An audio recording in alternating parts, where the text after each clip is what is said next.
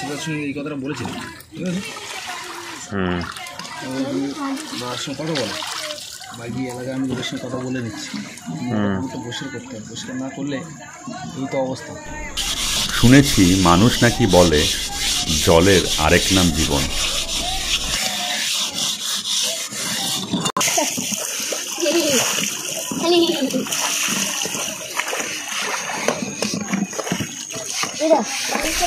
জীবনের সন্ধানে দীর্ঘ সময় ঘুরে বেরিয়েছি পাহাড় থেকে সাগর পর্যন্ত।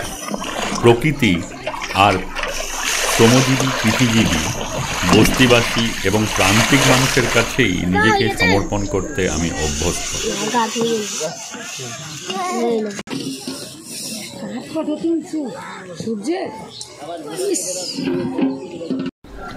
সভ্যতা গড়ে তোলার বিশ্বকর্মা প্রান্তিক শ্রমজীবী, কৃষিজীবী এবং বস্তিবাসী মানুষের সাথে পথ চলতে গিয়ে দেখেছি জীবনে বেঁচে থাকার জন্য জলের ন্যূনতম অধিকার তাদের নেই।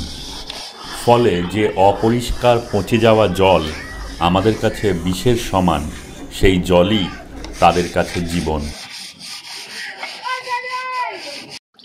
তোর নাম কি? হ্যাঁ, দেখ তোরা কি এখানেই এই পুকুরের মধ্যেই কি বাসন মাজিস?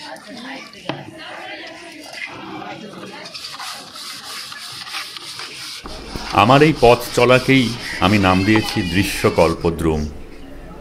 আজকে আমার উপস্থাপনা জলের আরেক নাম জীবন। সঙ্গে থাকার জন্য সকলকে ধন্যবাদ।